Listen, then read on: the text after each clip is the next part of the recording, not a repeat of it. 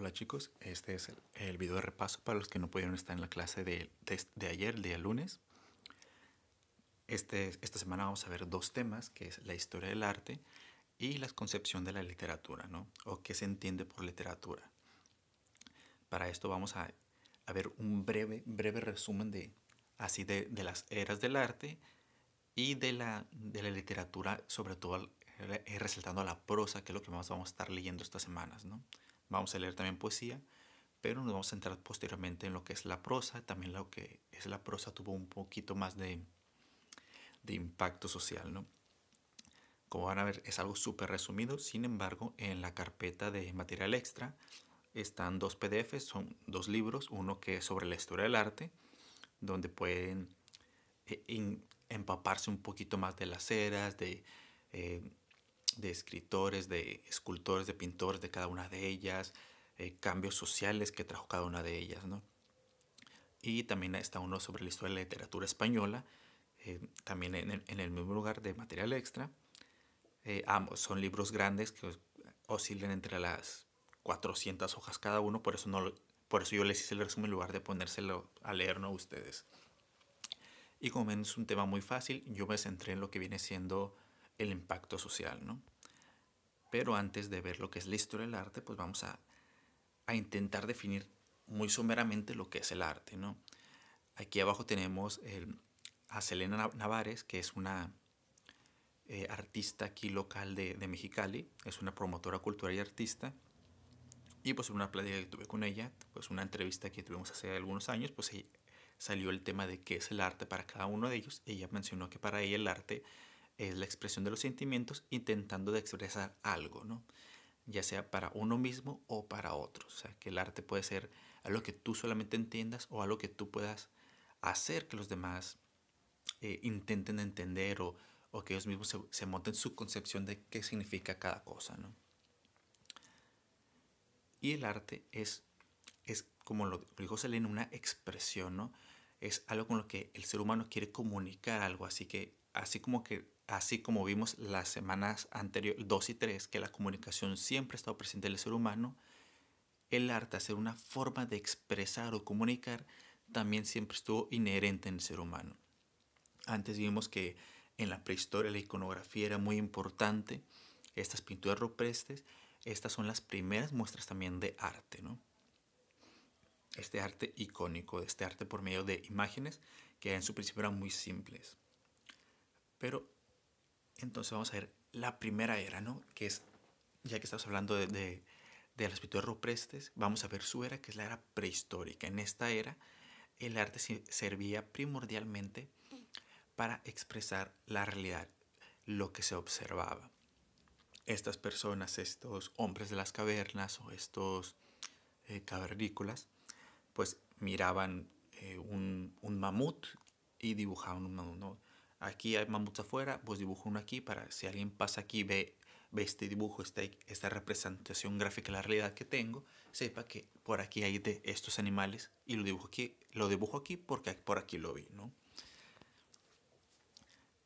¿Qué pasa con estas representaciones y cómo fueron evolucionando? El arte fue evolucionando junto con el humano.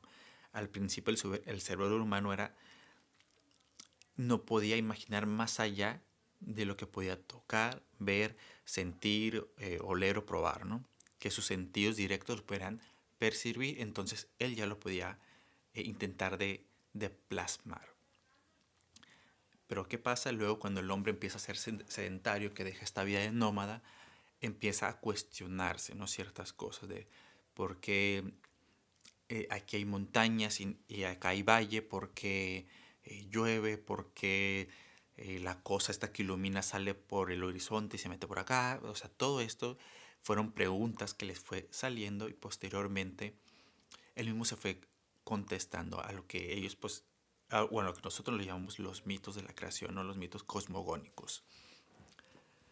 Entonces aquí el arte prehistórico se define o se caracteriza por la representación de la realidad y ya su final es por el surgimiento de las religiones o de los mitos.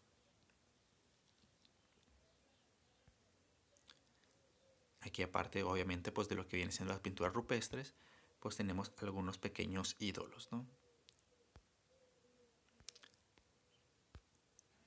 El arte antiguo. Aquí en el arte antiguo tenemos algo muy importante, sobre todo para esta materia, que es en esta era es cuando se crea lo que es la escritura y la misma escritura da nacimiento a nuevas formas de arte, ¿no? Aunque ya teníamos las representaciones de la pintura o de las esculturas y la arquitectura, con el nacimiento de lo que viene siendo la escritura, da pie a lo que es, pues obviamente, la poesía, las canciones, posteriormente lo que es el cuento, las novelas, eh, las, las prosopopeyas, perdón, las epopeyas, los himnos, todo esto se empieza a dar en estas eras, ¿no? También aquí podemos observar, bueno, perdón, o sea, también en esta era es representativa de que aunque sale este tipo de arte nuevo, este arte escrito, suele ser mucho más representativo por la manera oral, ¿no? Ok, que la poesía o que los himnos se pueden escribir eran mucho más representativos del arte oral. ¿Por qué? Principalmente porque en ese tiempo la escritura estaba muy reducida a un cierto grupo de personas, ¿no? Sin embargo, la oralidad era algo que se podía compartir mucho más con la gente en general, no solo con la gente de altas esferas, ¿no? Ah, bueno, perdón, antes de cambiar, aquí también con el nacimiento de la escritura hubo algo muy importante que es los análisis históricos, que son estos libros que son el compendio de lo que pasó en cada uno de los días de cada año, ¿no? De cada era. Este, aquí es donde nace, o mejor dicho, donde se puede por fin establecer un medio para guardar la historia del ser humano. Posterior- Posteriormente se da lo que es el arte clásico y algunos siglos después lo que es el arte moderno. Aquí porque los junté los dos es porque aunque obviamente pues sí tuvieron muchos cambios de uno al otro, hubo varias corrientes artísticas, hubo varias eh, cambios sociales importantes, en lo referente al arte se centró principalmente en tres ítems, ¿no? Que es, bueno, que es la historia, la sociedad y la religión, aunque la historia y la sociedad podríamos juntarlas, ¿no? Como la historia de la humanidad o la historia de los cambios sociales.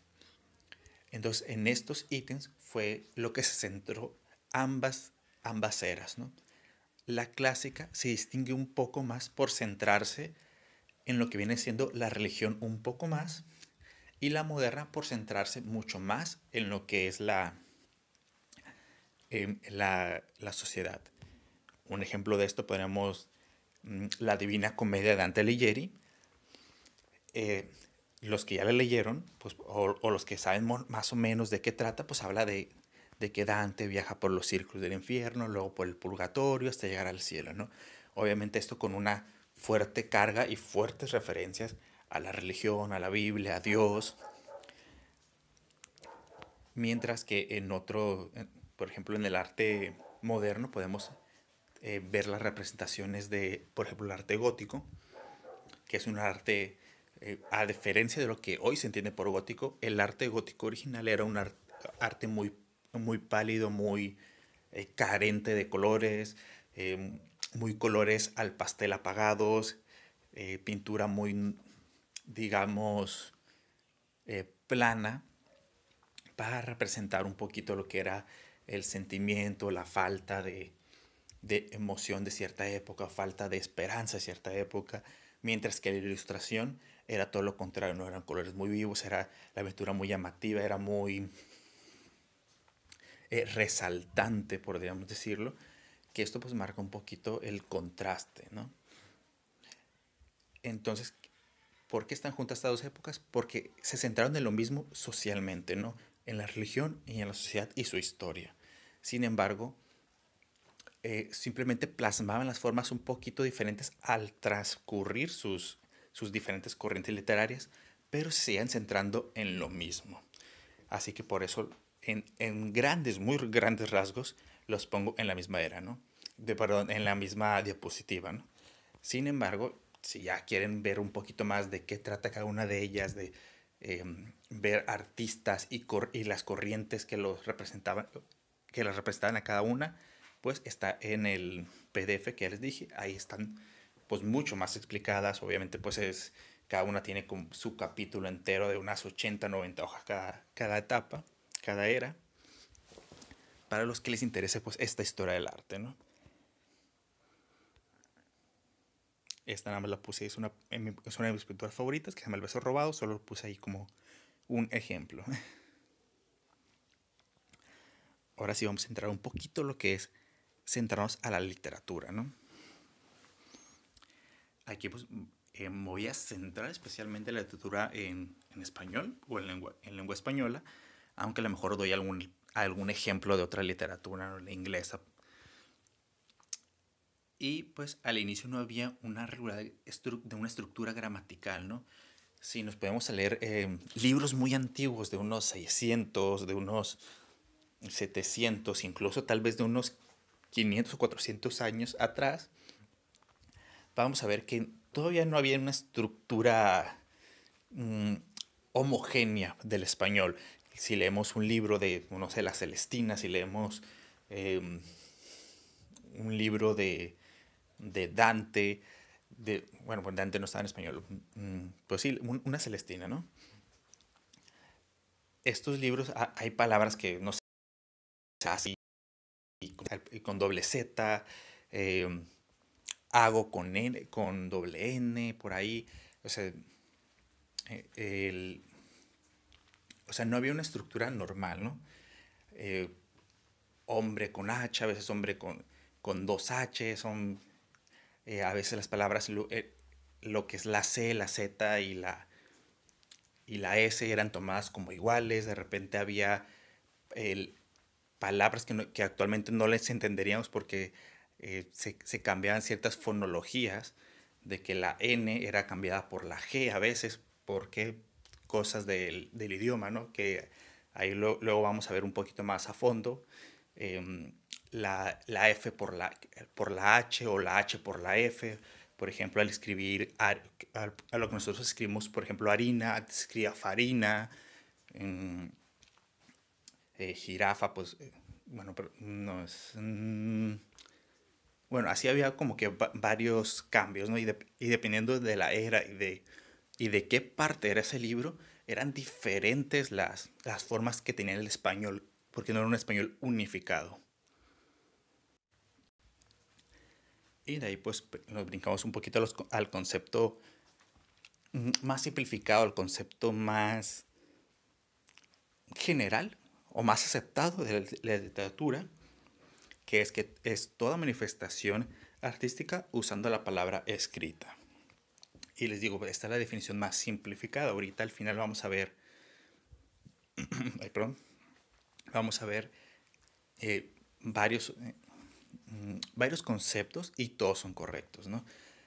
Lo que comentábamos ayer es que aunque aquí el concepto más general dice palabra escrita, pues otros conceptos hablan sobre también la palabra hablada y escrita, hablan sobre simplemente es cualquier arte que use la palabra como medio.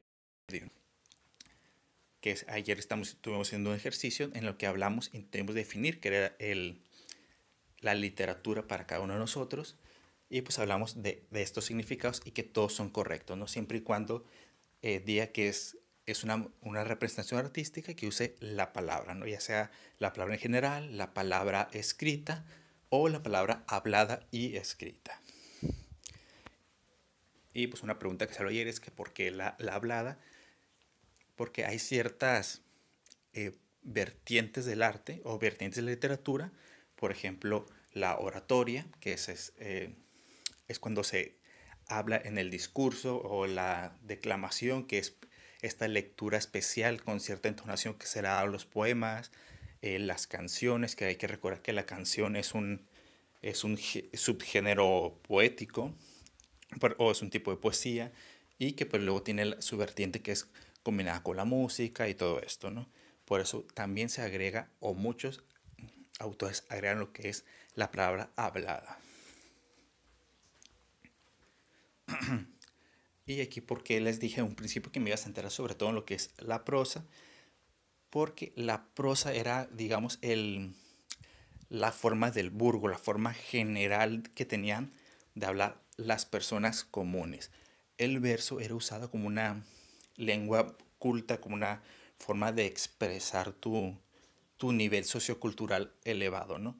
¿Por qué? Porque obviamente si podías hablar así, tenías ciertos conocimientos, sabías, era una forma de decir que sabías leer, una forma que sabías que habías, que eras alguien culto, que eras alguien de noble cuna, ¿no? Y el hablar en prosa era considerado como del burgo, era considerado algo un poco, pues sí, no, de que no estabas estudiado, básicamente, que no estabas a un cierto nivel socioeconómico. Y pues para las épocas del 1000 y algo, del 1100, aún no había textos o por lo menos literatura en español todavía no se encontraba. Había libros perdón, en prosa. O sea, sí había libros, pero me equivoqué, estoy confundiendo español con prosa. No había libros en prosa escritos para esa época. Los únicos libros que había eran análisis históricos, que eran pues estos libros que simplemente son un registro de qué había pasado cada día, y ciertas escrituras doctrinales, ciertas, o sea, porque también las escrituras doctrinales eran escritas en verso. Eran algunas muy contadas o era muy extraño que se escribieran en prosa. Entonces llega lo que viene siendo el rey Alfonso X, también conocido como el Sabio, que él se dio cuenta de esta problemática, ¿no? De esta brecha social enorme, de que las clases sociales hablaban de una forma y obviamente como ellos mismos son los que hacían las leyes, son los que hacían los decretos, son los que hacían los anuncios, escribían de la forma en que ellos hablaban. Mientras que el burgo o el resto de la población que no manejaba este tipo de lenguaje, no manejaba el sentido figurado, no manejaba esta musicalidad que se daba más o menos normalmente en las altas esferas, pues había una enorme brecha, ¿no? Entonces, este rey dijo que, o propuso, mejor dicho, o impuso, el que los decretos y todo lo que iba a ser destinado para esta gente, la gente que no dominaba o la gente que todavía no sabía leer o escribir o no tenía acceso a los libros o a la educación, que se les hablara directamente en su modo de hablar, ¿no? Que si se iba a escribir un decreto, un anuncio que se iba a dar en la plaza central o que se iba a poner clavado en las puertas, que fuera directamente en la manera en que ellos hablaban. Esto pues implementó el uso de la prosa en lo que vienen siendo documentos generales. Esto abrió muchas las puertas. Ay, perdón, es que me estaba ahogando. Esto abrió mucho las puertas a que se crearan literatura directamente, lo que es en prosa, ¿no? Literatura enfocada para las esferas medias y las esferas bajas. Que se aceptara la prosa como algo, tanto escrita como hablada, estoy hablando, que se aceptara este medio de comunicación como normal y como bueno y como aceptable. Incluso este rey fue el encargado de hacer su propia biblioteca y traducir muchos textos, no solo literatura. De hecho, se centraba principalmente en textos científicos, pero también mandaba traducir literatura. De hecho, el primer libro traducido, que fue el de Calila e Idma, en 1251, fue encargado por él cuando él era niño, que él decía, yo quiero leer algo en mi idioma, en idioma español, idioma castellano, pero quiero que sea algo de otros países para ir aprendiendo de ello, ¿no? Entonces, este era un libro de cuentos que fue el primer libro traducido, el primer libro en prosa traducido al español, ¿no? Posteriormente, como les digo, esto se fue aceptando esa manera de escribir, esta manera de expresarse, y unos años después se escribe un libro de cuentos doctrinales o de cuentos para enseñanzas sociales, que fue el del Conde Lucanor. Y con el pasar de los años, esta manera fue, pues digamos, tomando fuerza. ¿Por qué? Porque ya tenía un poquito más de público, ya tenía, ya no existía esta barrera, ¿no? Posteriormente esta barrera, sé que empezaron a salir gente de esferas bajas que tenía cierta facilidad para pues la literatura o la cultura en general, ¿no? Uno de ellos sería Lope de Vega, que lo vamos a ver aquí, y vamos a leer algunas de sus obras, sobre todo sus poesías, que él era una esfera media baja, y gracias a que ya no existía esta barrera, él pudo acceder a lo que era literatura barata o acceder a lo que era pues, la literatura en general, ¿no? Y dedicarse a ello. Perdón, ahí me están llegando unos mensajes. En los 1500, o para ser más exactos, en 1499, se intenta escribir lo que viene siendo el libro en lenguaje castellano, que fue La Celestina. Sin embargo, se quedó a mitades. ¿Por qué? Porque en sí no era un libro, sino que era entre una obra y una novela, básicamente. Se quedó en ambos, ya que era una novela dialogada. Era como si a una obra de teatro le quitara las acotaciones. Sin embargo, fue el primer intento de escribir un libro totalmente en prosa y en lenguaje castellano.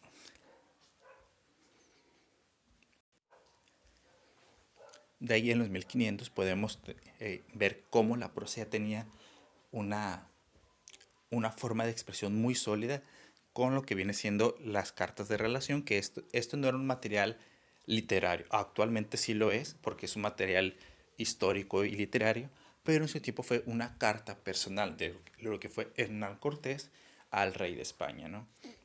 Que simplemente son cartas donde va describiendo lo que viene siendo la llegada, la conquista, el cómo él visualizaba lo que viene siendo los indígenas, el proceso por el que iba a colonizar, con cuántos recursos contaban, de dónde se habían establecido, cuántos días habían viajado al norte, dónde se habían establecido, qué tipo de campamento habían hecho, con cuánta comida contaban, cuándo planeaban regresar, todo, ¿no? Simplemente eran cartas donde explicaba todo lo que iba haciendo en el transcurso de los meses.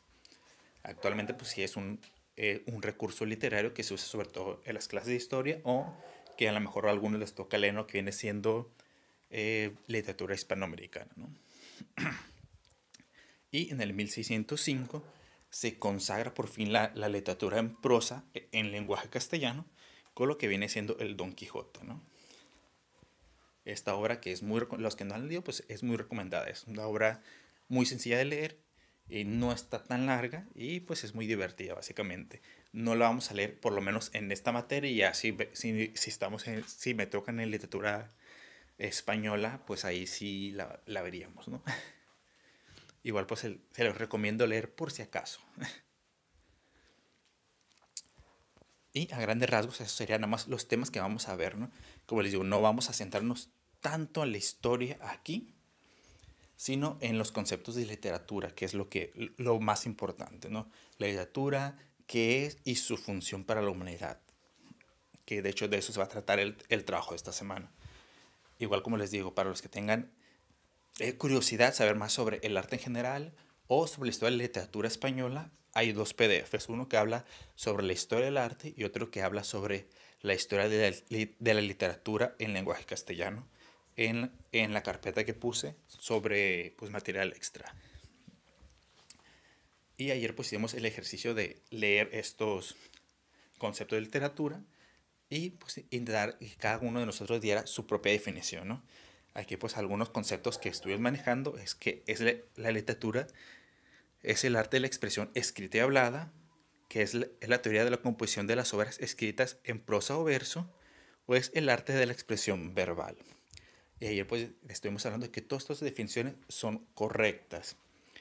lo único que tenemos que ocuparnos o que tener en cuenta al definir lo que es la literatura es que es un arte para expresar algo por medio de la palabra, ¿no? Ya lo que ustedes le quieran agregar, si de la palabra, perdón, de la palabra hablada y escrita, de prosa o verso, ya sería un extra que cada quien le fuera agregando.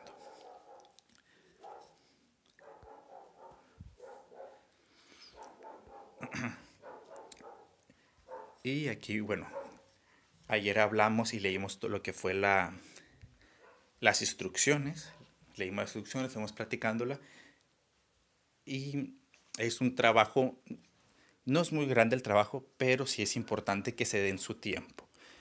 Aquí no puse las instrucciones, solo puse una pequeña aclaración, pero hay que tener en cuenta que es otra vez un trabajo de 2 entregas. Una entrega es del 0%, no vale absolutamente nada. Sin embargo, si no haces esa entrega bien, no te voy a aceptar el segundo trabajo. Entonces, ¿cómo es la entrega? Tienes que entregar primero, como ya leyeron, un borrador de ensayo. No es un ensayo, no tienen que hacer 6, 7 hojas, solo es un borrador de 2, 3 hojas. ¿Qué tiene que tener ese borrador? Ahí se te dice, ¿no? La introducción a tu tema, bueno, el título de tu tema, la introducción, y las partes más importantes va a ser los argumentos con respaldo. Cuando decimos respaldo nos referimos a que tengas citas, que si tú estás haciendo un tema sobre la importancia de la literatura en las crisis emocionales, que tú pongas, yo pienso que la literatura es buena en las crisis emocionales o ayuda a subir el ánimo por tal, tal, tal, tal, y aparte pongas una cita, ¿no? De que, como dijo el psicólogo tal en su libro, ¿no? Que hizo una investigación que reveló X cosa, ¿no? Si vas a poner un argumento importante, que ese argumento tenga una cita. Tampoco me refiero a que llenen todo de citas. Lo que más les voy a revisar son sus argumentos y que los argumentos más importantes, más relevantes, tengan una cita que lo acompañe. No les digo que en cada párrafo pongan una cita. Si van a poner, supongamos, 6 argumentos y de esos ustedes dicen, no, estos 3 son los principales, que por lo menos esos 3 tengan una cita. Y de ahí, lo más confuso es que yo les pido 2 cosas, que es una conclusión y una reflexión personal. Son 2 cosas totalmente separadas y no se pueden unir. Porque ya no me acuerdo quién preguntó si se pueden unir. No se pueden unir, tienen estructuras totalmente diferentes. Aunque si tú dices, es que mi conclusión y mi reflexión personal van por el mismo camino, igual no. ¿Por qué? Porque una, que es la conclusión, va en tercera persona, mientras que la reflexión personal va siempre en primera persona y se suele agregar información extra. Así que desde ahí no son fusionables. Son 2 ítems aparte, ¿no? Entonces, ya con esas cosas que me entreguen, aunque no estén terminadas, o sea, si ustedes me entregan su borrador de ensayo de, pues, de hoja y media, 2 hojas, 3 hojas, ya con eso estaría bien, siempre y cuando pues se vea que sí investigaron y que por lo menos sí le hicieron un poquito ahí al trabajo, ¿no? Como les digo, eso va a valer 0%, pero eso ya les va a permitir que yo les revise el otro trabajo, que es la entrega ahora sí, ¿no? Que ahí no va a ser escrito, sino va a ser otro video, en el que ahí pues les hago algunas aclaraciones de que en este video no se permite leer. Y que aquí pues sí es obligatorio que ustedes salgan, ¿no? Que, o sea, que pongan una cámara, que salgan, que tengan algún tipo de apoyo visual. No importa qué tipo de apoyo visual, si es por medio de diapositivas, si una cartulina, si hicieron dibujitos en hojas ahí, las van pegando, si tienen un pizarrón a usar, todo eso está bien. No importa qué tipo de apoyo visual mientras que usen. Si alguno de ustedes dicen, profe, es que yo no tengo cámara y no puedo grabar, nada más me avisa con tiempo y ya nos ponemos de acuerdo en cómo sería su entrega, ¿no?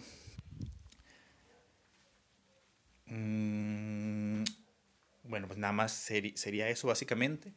Y recuerden que ahí les puse una nota, que esa nota es muy importante. Si tienen dudas, si no se acuerdan de cómo crear un título para este tipo de entregas, si no se acuerdan cómo definir, si no tienen un tema para definir, me dicen y yo les ayudo ya de manera personal, ya sea por correo, ya sea por WhatsApp, me dicen y yo les ayudo de manera personal. No lo dejen para el último minuto, porque si me dicen el viernes a las 4 de la tarde, ya no van a alcanzarse el trabajo.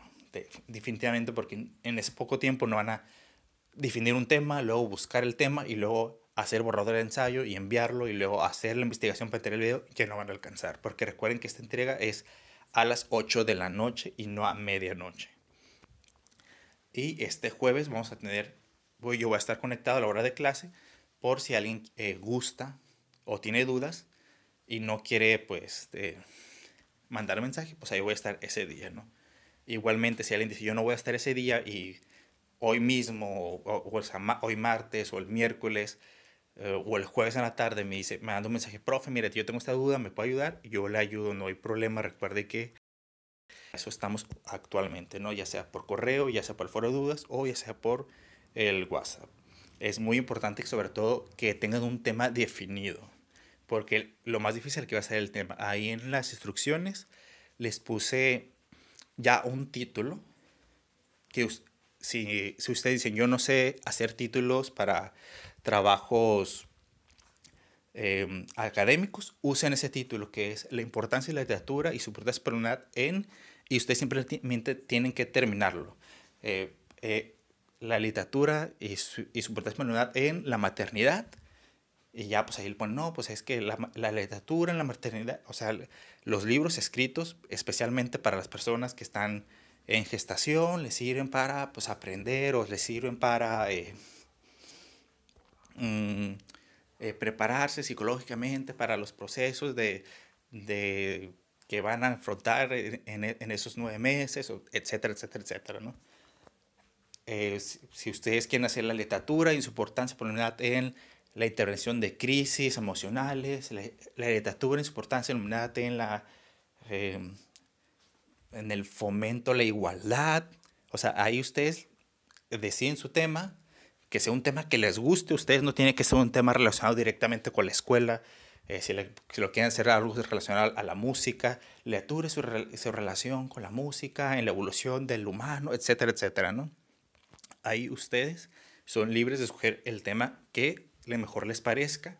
Si no saben escribir títulos, no se sienten preparados para escribir títulos académicos todavía, pueden usar esa base que ya les di. Si ustedes dicen, no, pues yo ya sé escribirlo, me gusta mucho jugar con mis títulos, nada más tengan cuidado porque recuerden que los títulos también los voy a revisar. Si ustedes me están hablando de la importancia de Illuminati y su, digo, la importancia de la literatura y su importancia para la humanidad en la medicina tradicional y luego me empiezan a hablar de medicina moderna, pues ahí se los voy a poner mal, porque me están prestando un tema y luego me están hablando de otro. Entonces, uno de los dos ítems estaría incorrecto. Así nada más hay que tener cuidado con eso. Les recomiendo, pues, cualquier duda, esta vez sí comunicarse con el maestro, ¿no? De que, profe, mira, no he definido mi tema, o no sé si esta fuente sea fidedigna, no sé si este adelanto esté bien, incluso si, como les digo, si quieren que medio les revise el trabajo antes de la entrega que tengan, pueden enviármela ya sea por correo y decirme, profe, mire, esto es lo que llevo de avance, le pongo más, así lo dejo, que le corrijo antes de que hagan la entrega del borrador final, ¿no?